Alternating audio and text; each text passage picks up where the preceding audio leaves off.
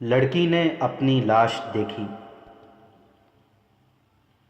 جنات کی دہشت الناصر کے دل و دماغ پر بدستور طاری تھی۔ عرب کا یہ خوبرو جوان سلطان صلاح الدین ایوبی کے ان چھاپا ماروں میں سے تھا جو موت کی آنکھوں میں آنکھیں ڈال کر دیکھا کرتے تھے۔ صلیبیوں کا یہ کہنا تھا کہ سلطان ایوبی کے چھاپا ماروں سے موت بھی ڈرتی ہے۔ صحراؤں کی صعوبتوں کو، دریاؤں کی تندی کو اور سنگلاخ وادیوں کو خاطر میں نہ لانے والے یہ جانباز آگ میں بھی کود جایا کرتے تھے۔ یہ حقیقت ہے کہ دشمن کی رسد وغیرہ کو آگ لگا کر ان میں سے بعض شعلوں کی لپیٹ میں آ کر زندہ جل جایا کرتے تھے، مگر جنات اور بھوت پریت ایسی مخلوق تھی جس سے یہ سرفروش ڈر جایا کرتے تھے۔ ان میں سے کسی نے کبھی جن اور بھوت نہیں دیکھے تھے، صرف کہانیاں اور روایتیں سنی تھیں جنہیں وہ 100% سچ مانتے تھے اور دل پر جنات کا خوف طاری کیے رکھتے تھے۔ اگر الناصر قلعہ اسیاد تک اپنی مرضی سے اور اپنی ہوش میں سفر کرتا تو وہ اتنا ڈرا ہوا نہ ہوتا۔ اگر اسے قیدی بنا کر لایا جاتا تو بھی وہ نڈر رہتا اور فرار کی ترکیبیں سوچتا، لیکن اسے حشیش کے نشے میں اور اس کے ذہن میں غیر حقیقی تصورات ڈال کر لایا گیا تھا۔ اب نشہ اتر چکا تھا۔ اس نشے میں وہ سبزہ زار اور باغات میں سے گزر کر آیا تھا۔ اسے یاد آنے لگا کہ زمین کے اس خطے میں کہیں کہیں سبزہ اور باغ ہو سکتا ہے، میلوں وسیع علاقہ ایسا جنت نما نہیں ہو سکتا۔ اب اس کے پلنگ پر وہ لڑکی آ بیٹھی تھی جسے وہ جن سمجھا تھا۔ لڑکی اس کے تصورات سے زیادہ خوبصورت تھی۔ الناصر اسے انسان تسلیم کرنے پر آمادہ نہیں ہو رہا تھا۔ لڑکی نے اسے کہا کہ وہ اس پر بھروسہ کرے تو وہ اور زیادہ ڈر گیا۔ اس نے یہ بھی سن رکھا تھا کہ جنات بڑے دلکش دھوکے دے کر مارا کرتے ہیں۔ اسے یہ قلعہ جنات یا بدروحوں کا مسکن معلوم ہونے لگا۔ اس کے ساتھی ابھی گہری نیند سوئے ہوئے تھے۔ اس نے دل کو حوصلہ دے کر لڑکی سے پوچھا، میں تم پر کیوں بھروسہ کروں؟ تم مجھ پر اتنی مہربان کیوں ہو گئی ہو؟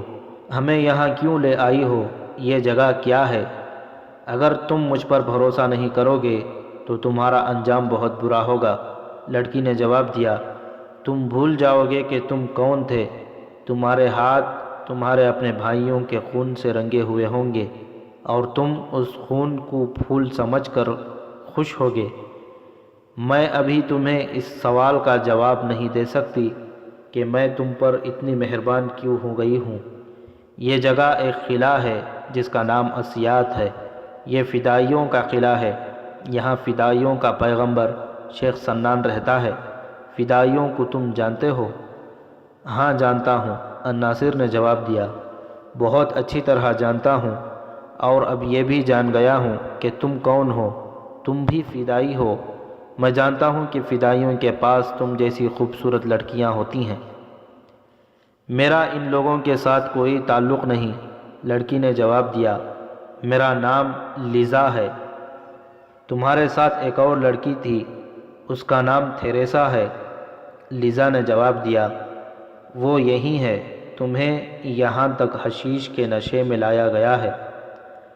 وہ اسے زیادہ نہ بول سکی کیونکہ کمرے کے دروازے میں اچانک تھیریسا آ کھڑی ہوئی تھی۔ تھیریسا نے لیزا کو سر کے اشارے سے باہر بلایا۔ لیزا باہر نکل گئی۔ یہاں کیا کر رہی ہو؟ تھیریسا نے پوچھا۔ اس شخص کے اتنی قریب بیٹھ کر تمہیں خیال نہ آیا کہ مسلمان قابل نفرت ہوتے ہیں؟ کیا تم غداری کے جرم کا ارتکاب کرنا چاہتی ہو؟ لیزا کا ذہن خالی ہو گیا۔ اس کی زبان پر کوئی جواب نہ آیا۔ وہ جذباتی لحاظ سے اپنے پیشے یعنی مسلمان امراء کی کردار کشی سے متنفر ہو گئی تھی۔ یہ نفرت اس حد تک پہنچ گئی تھی جہاں انسان اپنے رد عمل میں بے قابو ہو جاتا ہے اور وہ انتقام کی راہ اختیار کر لیتا ہے یا فرار کی۔ میں بھی جوان لڑکی ہوں، تھیریسا نے اسے کہا، مجھے بھی یہ مسلمان چھاپا مار جس کا نام الناصر ہے اچھا لگتا ہے۔ یہ دلکش جوان ہے۔ اگر تم یہ کہو کہ یہ تمہارے دل میں اتر گیا ہے تو میں حیران نہیں ہوں گی۔ مجھے یہ احساس بھی ہے کہ تمہارے دل میں ان بوڑھے مسلمان امرا اور ان کے سالاروں کے خلاف نفرت بھر گئی ہے جن کے ہاتھوں میں تم کھلونا بنی رہی ہو، مگر اپنے فرض کو سامنے رکھو، صلیب کی عظمت کو سامنے رکھو، یہ مسلمان تمہارے دشمن ہیں۔ نہیں تھیریسا، لیزا نے پریشان لہجے میں کہا، مجھے اس کے ساتھ وہ دلچسپی نہیں ہے جو تم سمجھ رہی ہو۔ پھر اس کے پاس کیوں آ بیٹھی تھی؟ میں اچھی طرح بیان نہیں کر سکتی، لیزا نے اکتائے ہوئے لہجے میں جواب دیا۔ معلوم نہیں ذہن میں کیا آیا تھا کہ میں اس کے پاس آ بیٹھی۔ اس کے ساتھ کیا باتیں ہوئی ہیں؟ کوئی خاص بات نہیں ہوئی، لیزا نے کہا۔ تم اپنے فرض میں کوتاہی کر رہی ہو، تھیریسا نے کہا۔ یہ غداری بھی ہے جس کی سزا موت ہے۔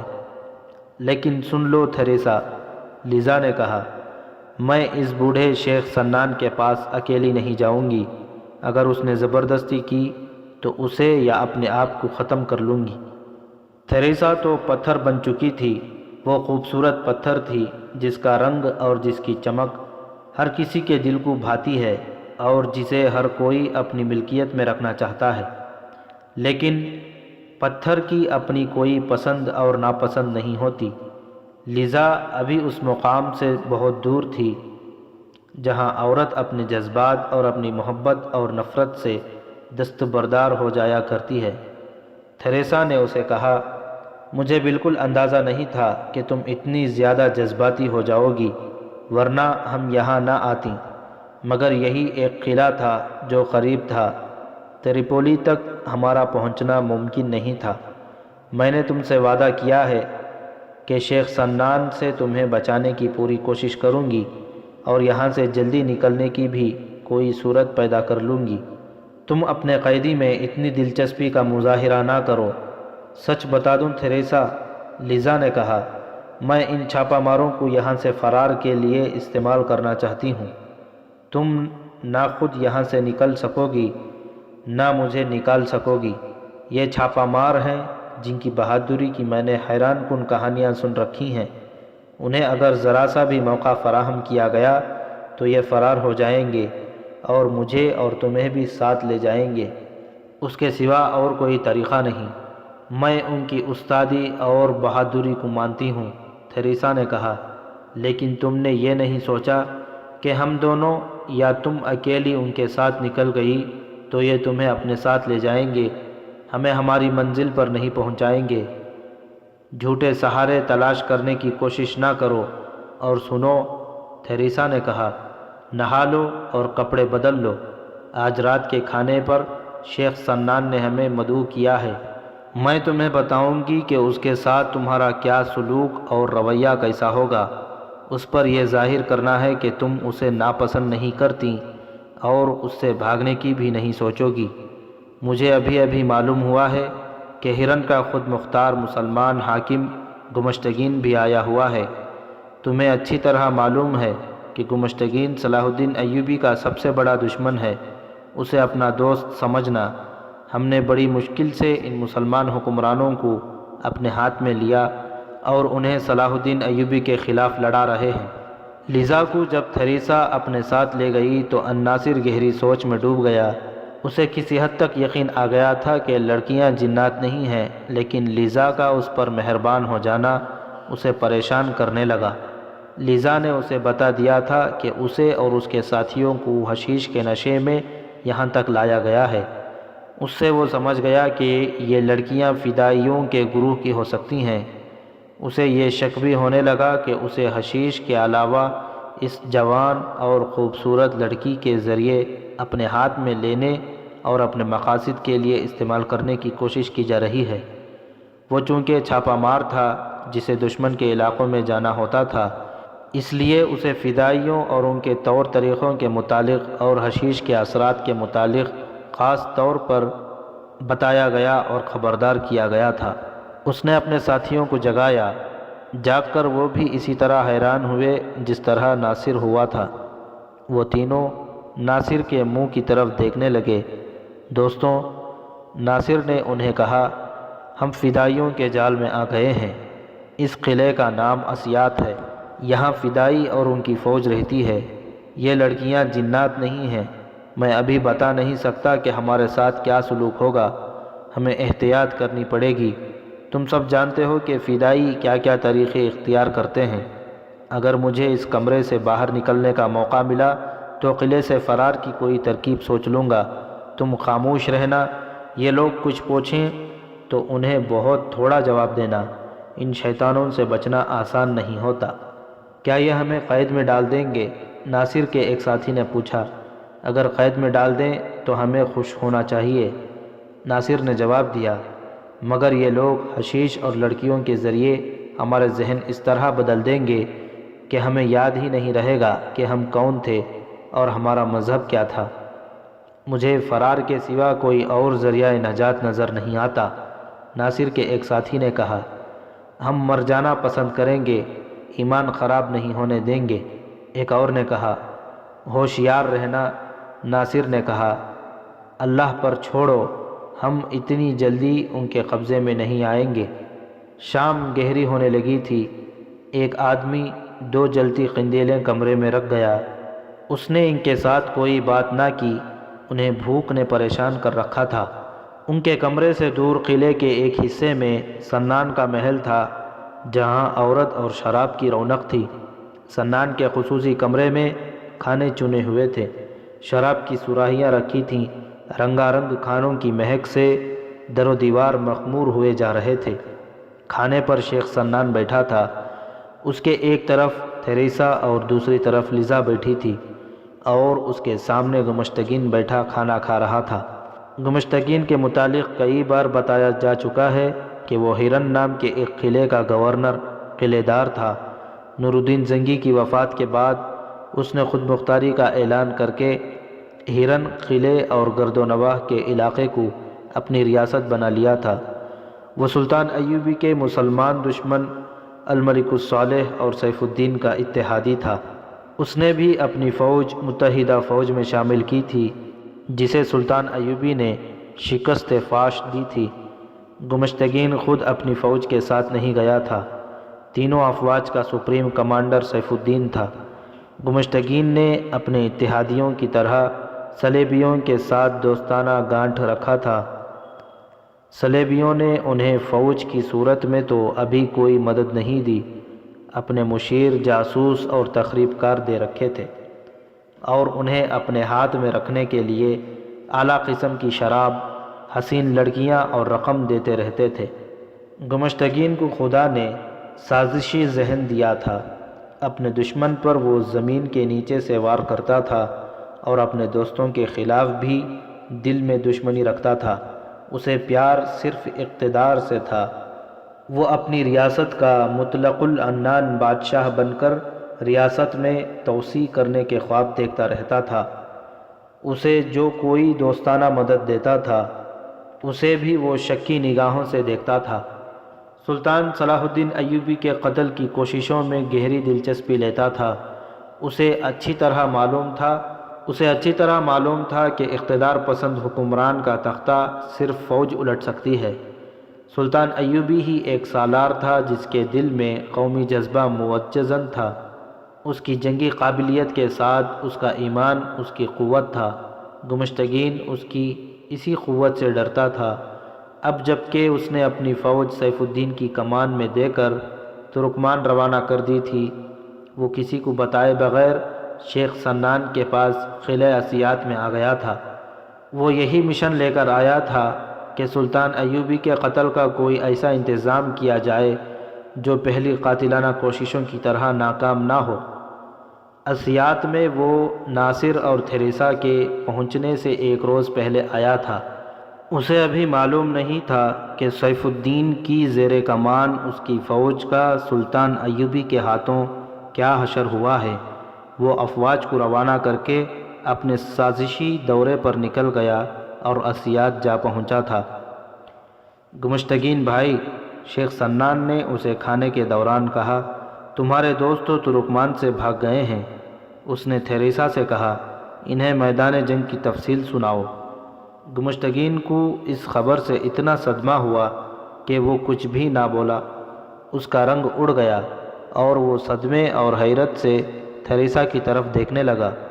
تھیریسا نے اسے بتایا کہ سلطان ایوبی نے قلیل سی نفری سے کس طرح متحدہ افواج پر حملہ کیا اور بھگایا ہے۔ سیف الدین کے متعلق تھیریسا نے بتایا کہ اس کے وہاں سے روانہ ہونے تک سیف الدین میدان جنگ سے لاپتہ تھا۔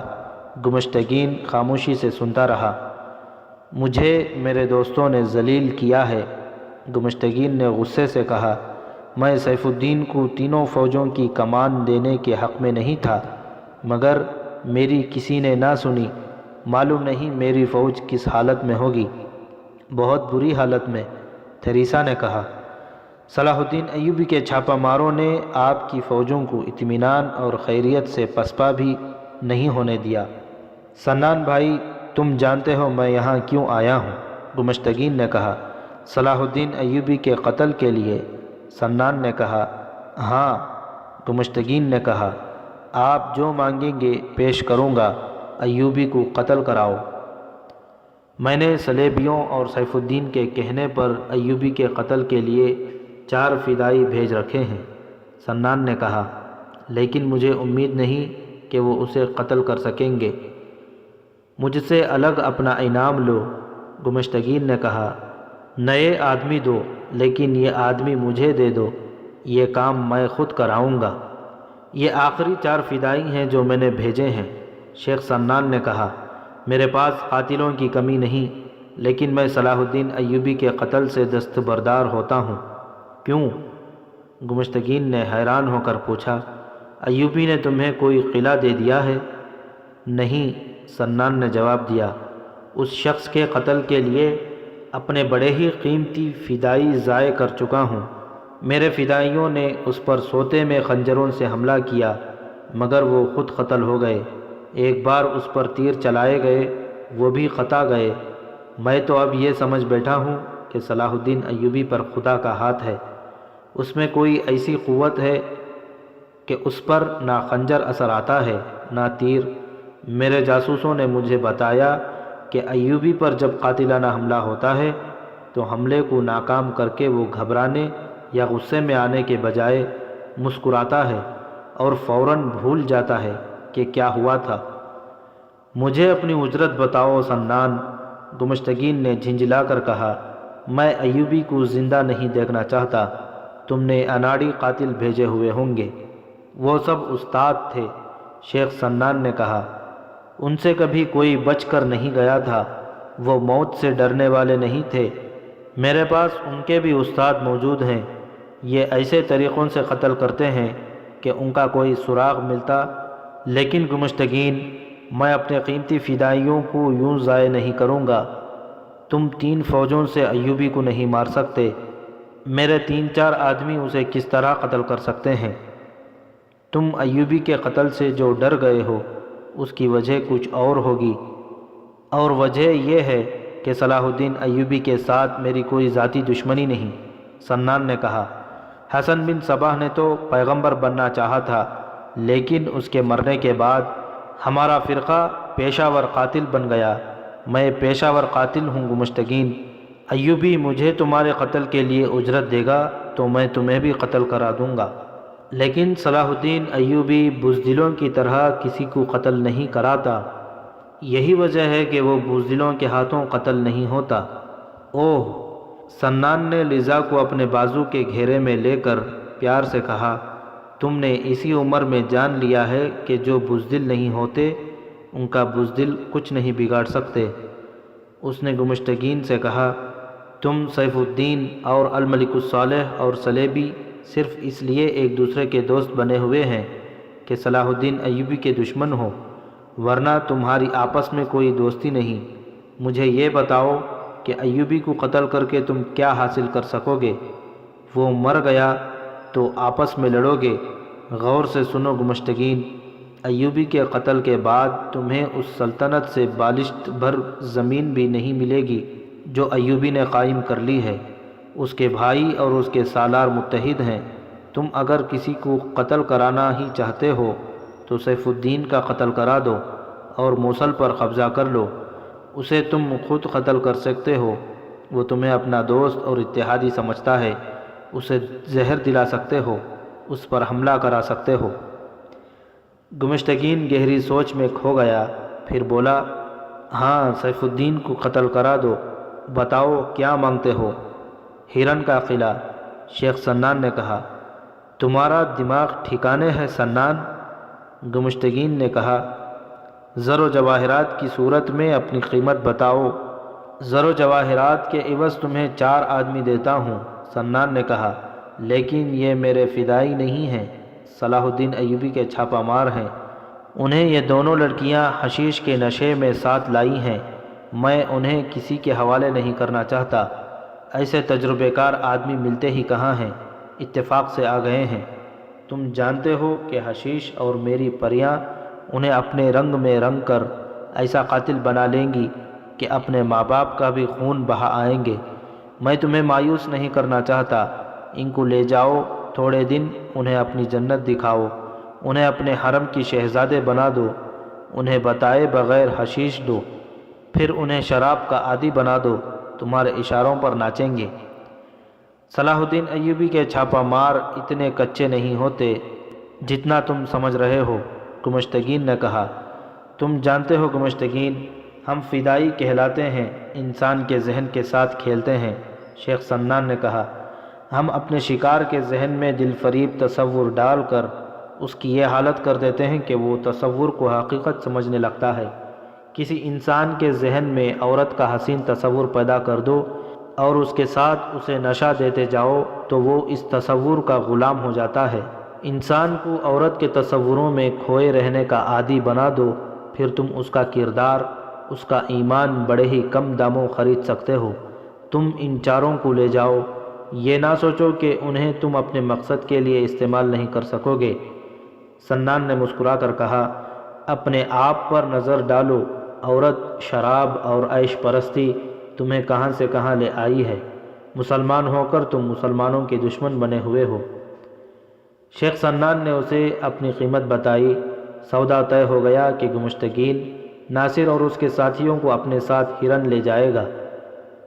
سنان نے اسے بتایا کہ وہ ان 4 کو قید خانے میں نہ ڈال دے بلکہ انہیں شہزادے بنا کر رکھے۔ گمشتگین نے یہ ہدایات سنی اور یہ کہہ کر چلا گیا کہ 1-2 دنوں میں وہ ان چھاپہ ماروں کو لے جائے گا۔ گمشتگین وہاں سے نکلا تو شیخ سنان کا ایک آدمی اندر آیا، اس نے پوچھا کہ آج جو 4 آدمی آئے ہیں ان کے متعلق کیا حکم ہے؟ ہرن کا والی گمشتگین آیا ہوا ہے، سنان نے کہا، وہ انہیں ساتھ لے جا رہا ہے، ان کے کھانے اور آرام وغیرہ کا انتظام کر دو، ہم انہیں نہیں رکھنا چاہتے، انہیں یہ نہ بتانا کہ انہیں کہاں بھیجا جا رہا ہے۔ یہ آدمی چلا گیا، اس نے ناصر اور اس کے ساتھیوں کے لیے کھانا بھجوایا۔ الناصر نے کھانے سے انکار کر دیا، اسے شک تھا کہ کھانے میں حشیش ڈالی گئی ہے۔ بہت ہی مشکل سے اسے یقین دلایا گیا کہ کھانے میں کچھ نہیں ملایا گیا۔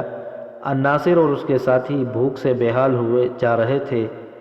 اپنے سامنے اتنا اچھا کھانا دیکھ کر انہوں نے کھانے کا خطرہ مول لیا۔ شیخ سنان نے تھیریسا سے کہا کہ وہ چلی جائے اور لیزا کو اس کے پاس چھوڑ جائے۔ تھیریسا نے کہا کہ وہ 3-4 دن مسلسل سفر میں رہی ہیں، اس لیے آرام کریں گی۔ سنان میں انسانیت کم اور درندگی زیادہ تھی۔ اس نے لیزا کے ساتھ پہلے تو چھیڑ چھاڑ کی، جو لیزا تھیریسا کے کہنے کے مطابق برداشت کرتی رہی اور اس سے گلو خلاصی کرانے کے لیے بہانے بھی تراشتی رہی۔ سنان نے دست درازی شروع کر دی، لیزا کا مزاج بگڑنے لگا۔ اچانک دروازہ کھلا، دربان نے کسی کی آمد کی اطلاع دی۔ سنان نے غصے سے کہا، اس وقت کوئی اندر نہیں آ سکتا، مگر اندر آنے والے نے اس کے حکم کی پرواہ نہ کی، وہ دربان کو ایک طرف کر کے اندر آ گیا۔ وہ ایک سلیبی تھا جو اسی وقت قلعے میں پہنچا تھا۔ سنان اسے جانتا تھا، اسے دیکھتے ہی سنان نے اس کا نام لیا اور خوشی کا اظہار کیا، لیکن یہ بھی کہا، تم آرام کرو، صبح ملیں گے۔ میں شاید صبح ہی آپ کے پاس آ جاتا، سلیبی نے کہا، لیکن یہاں آتے ہی پتہ چلا ہے کہ یہ لڑکیاں آئی ہیں، مجھے ان سے بہت کچھ پوچھنا ہے، میں انہیں اپنے ساتھ لے جا رہا ہوں۔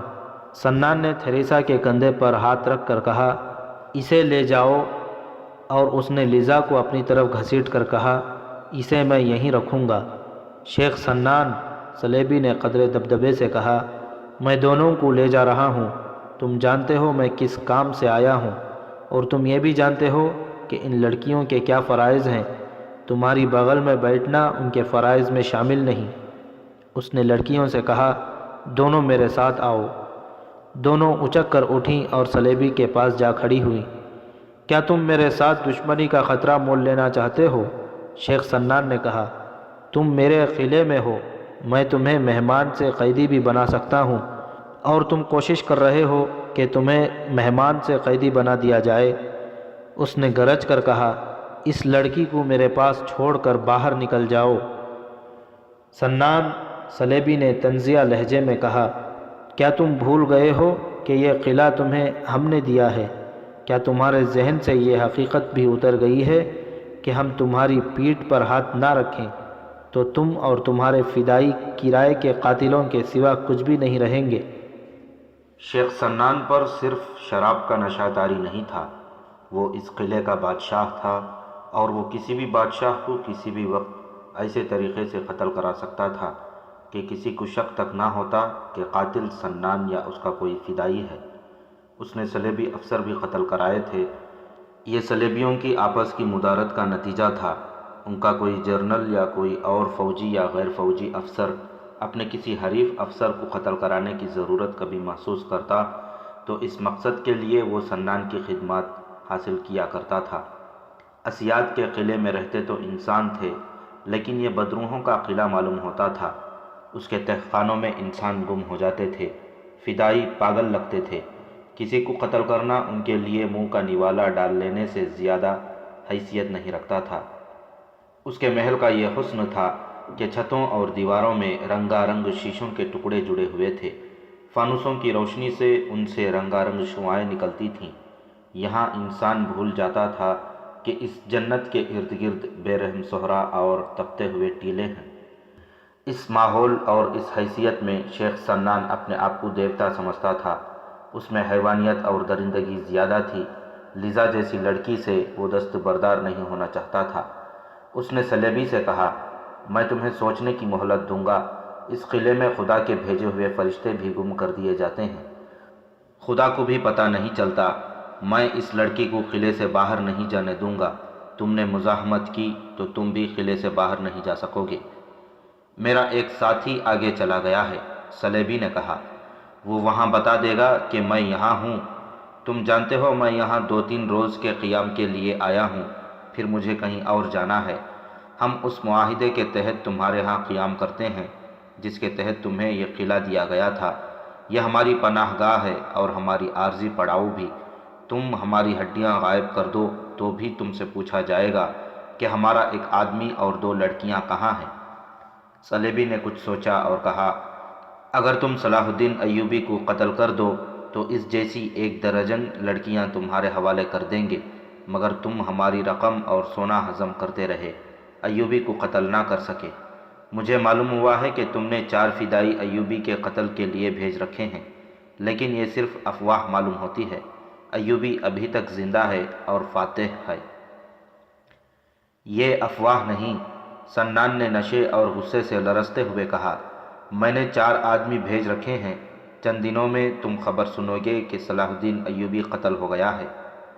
پھر میں تم سے وعدہ کرتا ہوں کہ تمہیں ہمارے حکمرانوں سے جو انعام و اکرام ملا ہے اس کے علاوہ میں تمہیں اس لیزا جیسی 2 لڑکیاں اپنی طرف سے دوں گا۔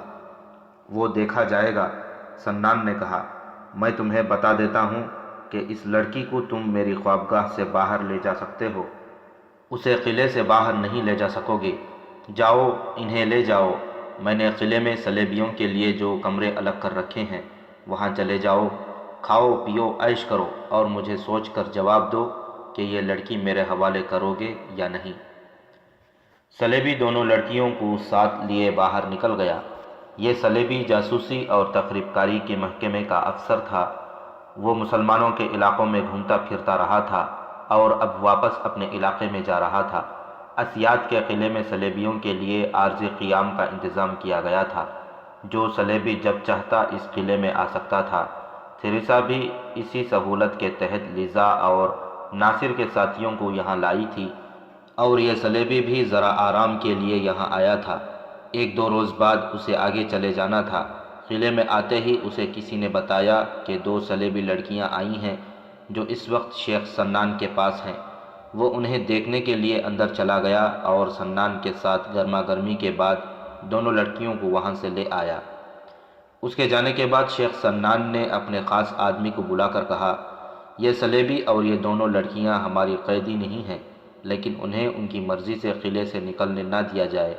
انہیں اس حق سے محروم کر دیا جائے کہ جب چاہیں قلعے میں آ جائیں، جب چاہیں نکل جائیں۔ ان پر نظر بھی رکھنا، اور گمشتگین جب چاہے ان 4 قیدیوں کو اپنے ساتھ لے جا سکتا ہے جنہیں آج یہ لڑکیاں باہر سے لائی ہیں۔ سلیبی کو بتایا گیا کہ ہرن کا والی گمشتگین بھی آیا ہوا ہے اور وہ صلاح الدین ایوبی کے قتل کا انتظام کرتا پھر رہا ہے۔ اسے ناصر اور اس کے ساتھیوں کے متعلق بتایا گیا۔ سلیبی لڑکیوں کو قلعے کے اس حصے میں لے گیا جہاں عارضی طور پر آنے والے سلیبیوں کے لیے کمرے مخصوص کیے گئے تھے۔ سلطان صلاح الدین ایوبی نے سیف الدین کے سالار مظفر الدین کا حملہ جس طرح پسپا اور اس کی فوج کو جس طرح تہس نہس کیا تھا وہ پوری تفصیل سے سنایا جا چکا ہے۔ مظفر الدین میدان جنگ سے غائب ہو گیا تھا۔ سلطان صلاح الدین ایوبی کی فوج نے جو قیدی پکڑے ان میں سیف الدین کا ایک مشیر فخر الدین بھی تھا جو موصل میں اس کا وزیر بھی رہ چکا تھا۔ سلطان ایوبی فخر الدین کو جنگی قیدیوں سے الگ کر کے اپنے خیمے میں لے گیا اور اسے اسی عزت و احترام سے رکھا جس کا وہ حقدار تھا۔ مال غنیمت تقسیم کر کے سلطان ایوبی نے پہلا یہ فیصلہ کیا کہ پیش قدمی یعنی بھاگتے دشمن کا تعاقب نہیں کیا جائے گا۔ بعض مورخین نے سلطان ایوبی کے اس فیصلے کو اس کی جنگی لغزش کہا ہے، لیکن تاریخ اسلام کا یہ مجاہد بہت دور کی سوچا کرتا تھا۔ یہ صحیح ہے کہ وہ دشمن کی فوج کا تعاقب کرتا تو ان کی فوج کو وہ ہمیشہ کے لیے ختم کر دیتا، اور اس کا نتیجہ یہ ہوتا کہ سلطان ایوبی کے مسلمان دشمن اس کے قدموں میں گر پڑتے۔ تعاقب نہ کرنے کی ایک وجہ تو یہ تھی کہ مظفر الدین کے ساتھ اس نے جو معرکہ لڑا تھا اس میں اسے فتح بہت مہنگی پڑی تھی۔ اس کی فوج کا جانی نقصان بہت ہوا تھا، زخمیوں کی تعداد زیادہ تھی، اس لیے وہ پیش قدمی کے قابل نہیں تھا۔ اگر وہ پیش قدمی کرنے کا فیصلہ کرتا تو وہ اپنے محفوظہ کو استعمال کر سکتا تھا، لیکن اس نے ایسا فیصلہ نہ کیا جس کی وجہ یہ بھی تھی کہ وہ نہیں چاہتا تھا کہ مسلمان کے ہاتھوں مسلمان کا اور زیادہ خون بہے۔ وہ اپنی قوم کو مزید خون ریزی سے بچانا چاہتا تھا۔ سلطان ایوبی اس جگہ کھڑا تھا جہاں سیف الدین کی ذاتی خیمہ گاہ تھی۔ اس میں سے جو کچھ برآمد ہوا وہ بیان کیا جا چکا ہے۔ سیف الدین کا اپنا خیمہ بجائے خود بہت قیمتی تھا۔ یہ ریشمی کپڑوں کا محل تھا، قیناتیں اور شامیانے ریشمی تھے، پردے ریشمی تھے۔ اس کے اندر کھڑے ہو کر شیش محل کا گما ہوتا تھا۔ سیف الدین کا ایک بھتیجا عز الدین فرخ شاہ سلطان ایوبی کی فوج میں سالار تھا۔ یہ عجیب جنگ تھی اور عجیب دشمنی کہ بھتیجا چچا کے خلاف لڑ رہا تھا۔ اس کے علاوہ اور بھی کئی ایک فوجی تھے جو اپنے خون کے رشتوں کے خلاف لڑ رہے تھے۔ سلطان ایوبی نے سیف الدین کی یہ خیمہ گاہ دیکھی تو اس نے اس کے بھتیجے عز الدین کو بلایا اور مسکرا کر کہا، اپنے چچا کی جائیداد کے وارث تم ہو، میں اس کا خیمہ تمہیں پیش کرتا ہوں، یہ سمیٹ لو۔ سلطان نے مسکرا کر اسے خیمہ پیش کیا تھا مگر عز الدین کے آنسو نکل آئے۔ قاضی بہاؤالدین شداد نے اپنی یادداشتوں میں اس واقعے کا ذکر جذباتی انداز میں کیا ہے۔ اس کے مطابق سلطان ایوبی نے عز الدین کی آنکھوں میں آنسو دیکھ کر کہا، عز الدین، تمہارے جذبات کو میں اچھی طرح سمجھتا ہوں، لیکن قرآن کا حکم مانو۔ اگر میرا بیٹا شرک کا اور جہاد کے راستے میں فسق و فجور کا مرتکب ہوگا تو میری تلوار اس کا سر قلم کرنے سے گریز نہیں کرے گی۔ تم اپنے شکست خوردہ چچا کا خیمہ دیکھ کر آنکھوں میں آنسو لے آئے ہو، میں اپنے شکست خوردہ بیٹے کا کٹا ہوا سر دیکھ کر بھی آنسو نہیں بہاؤں گا۔ سلطان ایوبی نے اس مقام سے ذرا آگے جا کر لمبے عرصے کے لیے پڑاؤ ڈال دیا۔ یہ پہاڑی علاقہ تھا، اس کا نام کوہ سلطان مشہور ہو گیا۔ تاریخ میں بھی کوہ سلطان آیا ہے۔ وہاں سے حلب 15 میل دور تھا۔ حلب کے متعلق پہلے تفصیل سے سنایا جا چکا ہے۔ الملک الصالح نے اس شہر کو اپنا دارالحکومت اور مستقر بنا لیا تھا اور اب یہ متحدہ افواج کا ہیڈ کوارٹر بن گیا تھا۔ یہ بھی سنایا جا چکا ہے کہ اس شہر کا دفاع اتنا مضبوط اور یہاں کے لوگ جو سب مسلمان تھے اتنے دلیر اور جنگجو تھے کہ سلطان ایوبی کا محاصرہ ناکام ہو گیا تھا۔ اب سلطان ایوبی ایک بار پھر اس اہم شہر کو محاصرے میں لینا اور اس پر قبضہ کرنا چاہتا تھا، لیکن اب کہ وہ اپنا اڈا مضبوط کر کے آگے بڑھنے کی اسکیم بنا رہا تھا۔ راستے میں دو قلعے تھے، ایک کا نام منبج اور دوسرے کا بوزا تھا۔ بعض تاریخوں میں منبج کو منبس بھی لکھا گیا ہے۔ ان دونوں قلعوں کے امراء خود مختار مسلمان تھے۔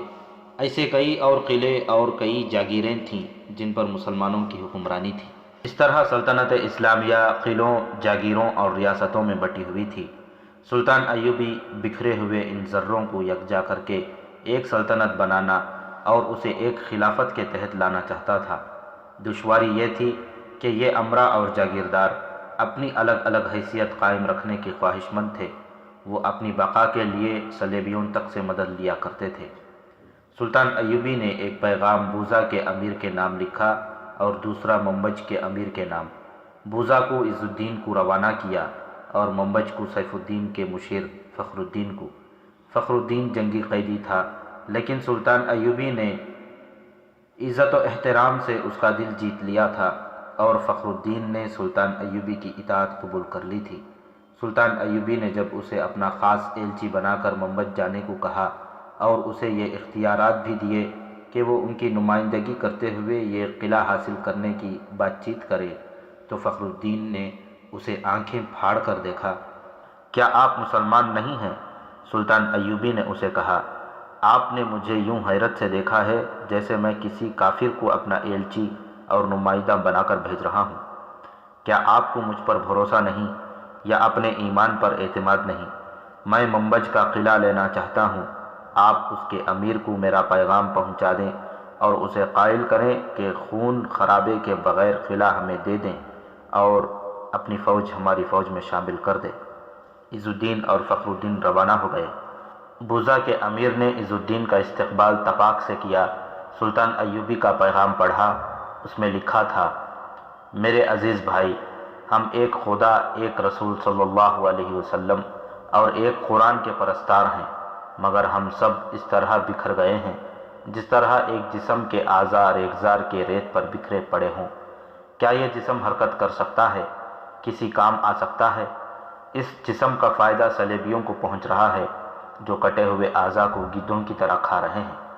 ہمیں ایک امت کی صورت متحد ہونا ہے، ورنہ ہم میں سے کوئی بھی زندہ نہیں رہ سکے گا۔ میں آپ کو ایک امت کی صورت میں متحد ہونے کی دعوت دیتا ہوں۔ اپنی موجودہ حیثیت پر غور کریں۔ آپ اپنی امارت کو زندہ رکھنے کے لیے اپنے دشمن کے آگے بھی ہاتھ پھیلا دیتے ہیں۔ میں آپ تک قرآن کا فرمان پہنچا رہا ہوں، اسے سمجھنے اور اس پر عمل کرنے کی کوشش کریں۔ پہلی ضرورت یہ ہے کہ اپنا قلعہ سلطنت اسلامیہ کی ملکیت میں دے دیں اور میری اطاعت قبول کر لیں۔ اس صورت میں آپ کی فوج میری فوج میں مدغم ہو جائے گی۔ آپ قلعے دار ہوں گے اور قلعے پر سلطنت اسلامیہ کا جھنڈا لہرائے گا۔ اگر آپ کو یہ صورت قبول نہ ہو تو میری فوج کے محاصرے میں لڑنے کی تیاری کر لیں اور اپنے سامنے حلب، موصل اور حرن کی متحدہ فوج کی بربادی اور پسپائی کو رکھیں۔ آپ کو فیصلہ کرنے میں سہولت ہوگی۔ میری پیشکش قبول کر لیں اور مجھ سے بہتر سلوک کی توقع رکھیں۔ میری آپ کے ساتھ کوئی دشمنی نہیں۔ میں جو کچھ کر رہا ہوں احکام خداوندی کے تحت کر رہا ہوں۔ بوزا کے امیر نے یہ پیغام پڑھا تو عز الدین کی طرف دیکھا۔ عز الدین نے کہا، آپ کا قلعہ مضبوط نہیں اور آپ کی فوج بہت تھوڑی ہے، اس فوج کو ہمارے ہاتھوں نہ مروائیں۔ بوزا کے امیر نے پیشکش قبول کر لی اور سلطان ایوبی کے نام تحریری پیغام دیا کہ وہ آئے اور قلعہ لے لے۔ منبج کے امیر نے بھی اطاعت قبول کر لی۔ فخر الدین نے اس سے پیغام لکھوا لیا اور واپس چلا گیا۔ سلطان ایوبی خود دونوں قلعوں میں گیا۔ وہاں جو فوجیں تھیں انہیں قلعے سے باہر نکال کر اپنی فوج میں شامل کر لیا اور اپنے دستے قلعوں میں بھیج دیے۔ دونوں قلعوں میں اس نے رسد وغیرہ رکھ دی، لیکن فوج کو قلعہ بند نہ کیا۔ حلب کے قریب اعزاز نام کا ایک مضبوط قلعہ تھا اس قلعے کے دفاعی انتظامات حلب والوں نے اپنے ذمے لے رکھے تھے۔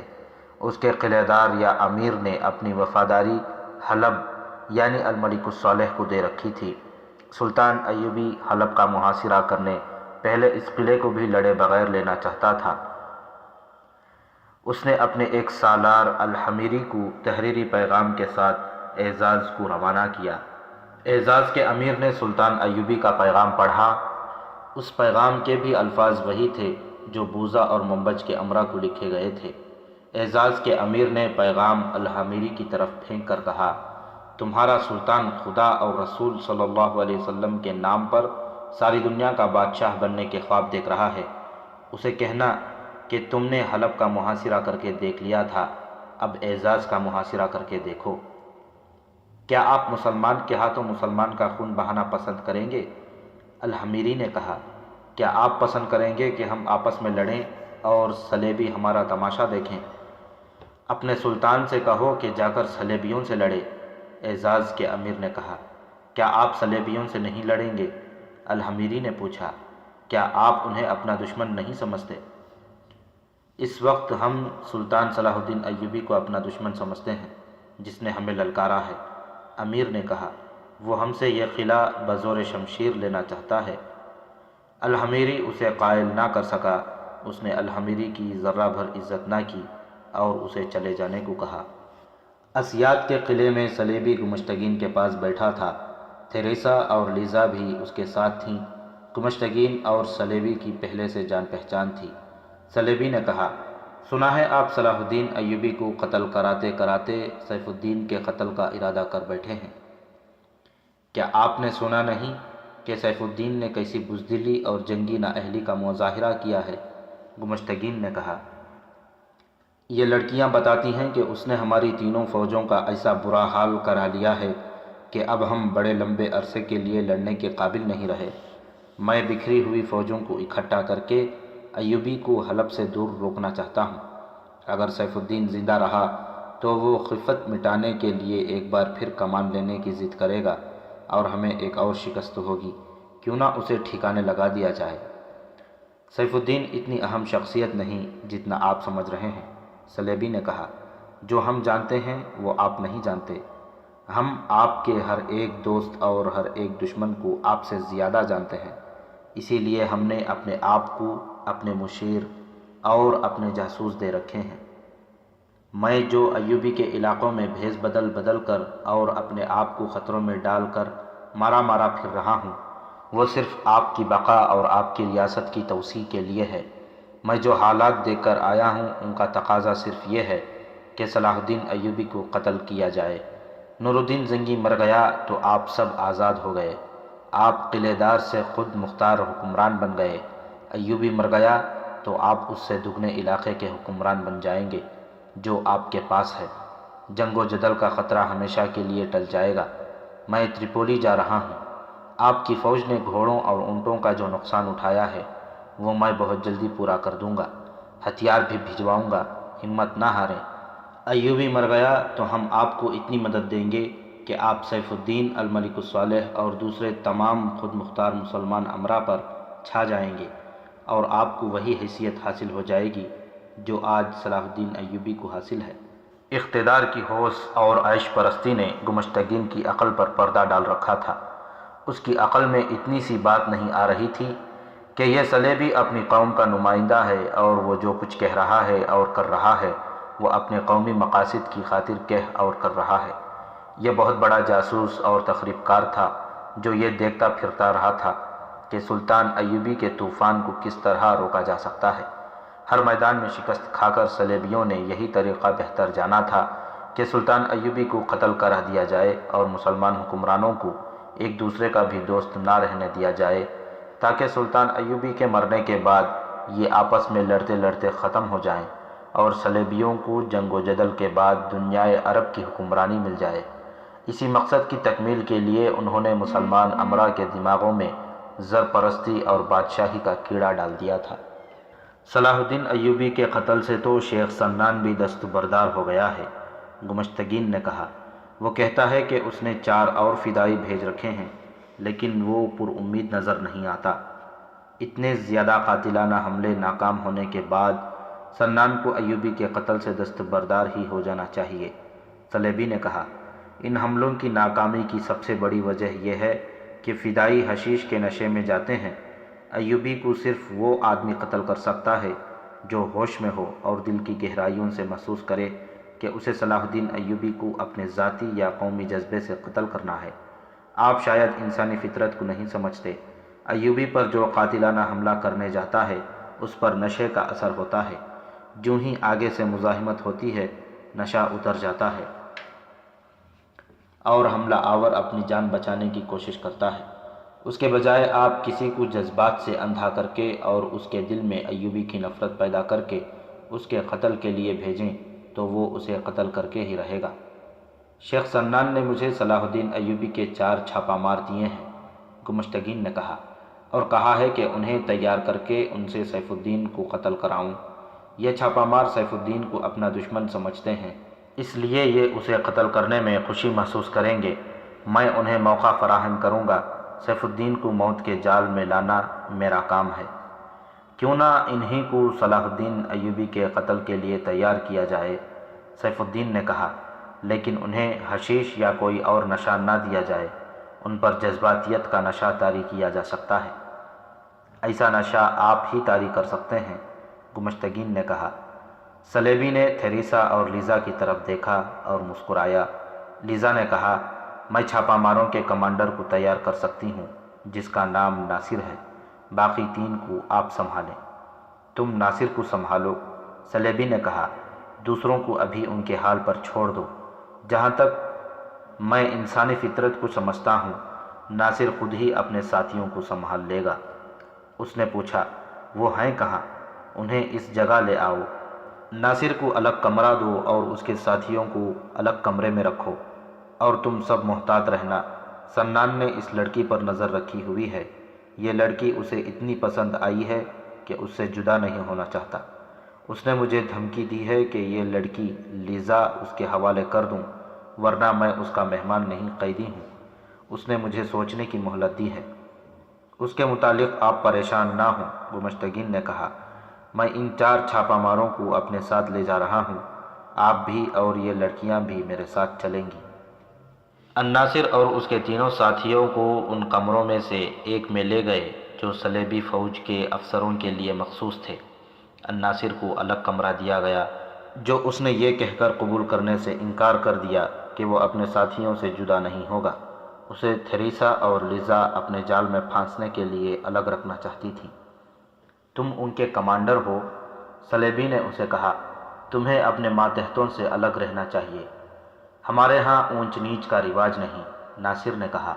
ہمارا سلطان اپنی فوج کے ساتھ رہتا ہے، میں معمولی سا کمانڈر ہوں، اپنے ساتھیوں سے الگ رہ کر تکبر کا گناہ نہیں کروں گا۔ ہم تمہاری تعظیم کرنا چاہتے ہیں، صلیبی نے کہا۔ اپنے ہاں جا کر جو جی میں آئے کرنا، یہاں تمہیں تمہارے ماتحتوں کے ساتھ رہ کر ہم تمہاری توہین نہیں کرنا چاہتے۔ ہمارے چھاپہ مار کمانڈر اپنے سپاہیوں کے ساتھ زندہ رہتے ہیں اور ان کے ساتھ مرتے ہیں، ناصر نے کہا۔ ہم موت کی منزل کے ہم سفر ہیں، ایک دوسرے سے جدا نہیں ہوا کرتے۔ اگر ہم آپ کے مہمان ہوتے تو شاید میں آپ کی بات مان جاتا۔ ہم آپ کے قیدی ہیں، ہماری قسمت ایک ہے، جو اذیت اور صعوبت ایک کو ملے گی اس سے ہم سب حصہ وصول کریں گے۔ ایک ساتھی کو زندہ رکھنے کے لیے ہم 3 ساتھی اپنی جانیں قربان کر دیں گے۔ کیا تم ہماری قید سے فرار ہونے کی کوشش کرو گے؟ گمشتگین نے مسکرا کر پوچھا۔ ہم آزاد ہونے کی کوشش ضرور کریں گے، یہ ہمارے فرائض میں شامل ہے، ناصر نے کہا۔ مر کر آزاد ہو جائیں یا تم سب کو مار کر۔ ہمیں قید میں رکھنا ہے تو ہمیں زنجیریں ڈال دو، دھوکے نہ دو۔ ہم میدان کے مرد ہیں، ہم سیف الدین اور گمشتگین جیسے ایمان فروش نہیں ہیں۔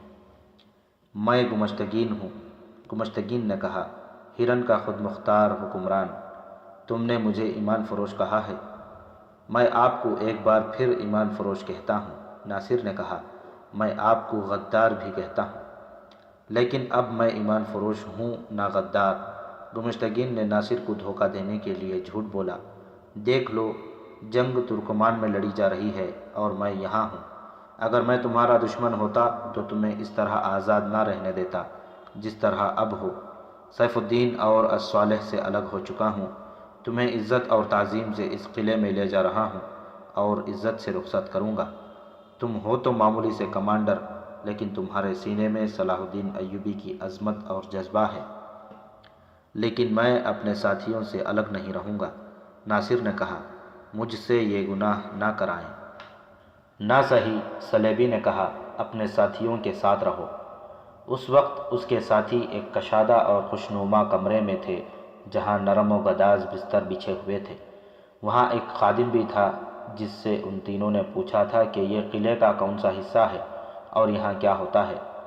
خادم نے انہیں بتایا کہ یہ مہمانوں کے کمرے ہیں، یہاں صرف وہ مہمان رکھے جاتے ہیں جو اونچے رتبے کے باعزت لوگ ہوتے ہیں۔ یہ تینوں چھاپا مار دیکھ رہے ہیں کہ ان کے ساتھ قیدیوں والا سلوک نہیں ہو رہا۔ وہ بہت تھکے ہوئے تھے، ایسے نرم بستروں پر انہیں فوراً نیند آ گئی اور وہ گہری نیند سو گئے۔ صلیبی اور گمشتگین نے ناصر کو بہت دیر اپنے ساتھ رکھا، اس کے ساتھ عزت سے پیش آتے ہوئے ایسی باتیں کرتے رہے جن سے ناصر کے جذبے کی تیزی اور تندی کم ہو گئی۔ یہ ان دونوں کی کامیابی کا پہلا قدم تھا۔ لیزا اس کمرے سے نکل گئی تھی۔ ناصر اس وقت اس کمرے سے نکلا جب اس کے ساتھی گہری نیند سو گئے تھے۔ وہ برآمدے میں جا رہا تھا، ایک نسوانی آواز نے اسے سرگوشی میں پکارا۔ وہاں اندھیرا تھا، وہ رک گیا۔ ایک تاریک سایہ آگے آیا۔ یہ لیزا تھی جس نے ناصر کا بازو پکڑ کر کہا، اب تمہیں یقین آ گیا ہے کہ میں جن نہیں انسان ہوں۔ مجھے کچھ سمجھ نہیں آ رہی کہ یہ ہو کیا رہا ہے۔ ناصر نے جھنجھلاہٹ سے کہا، میں قیدی ہوں اور میری یوں عزت کی جا رہی ہے جیسے میں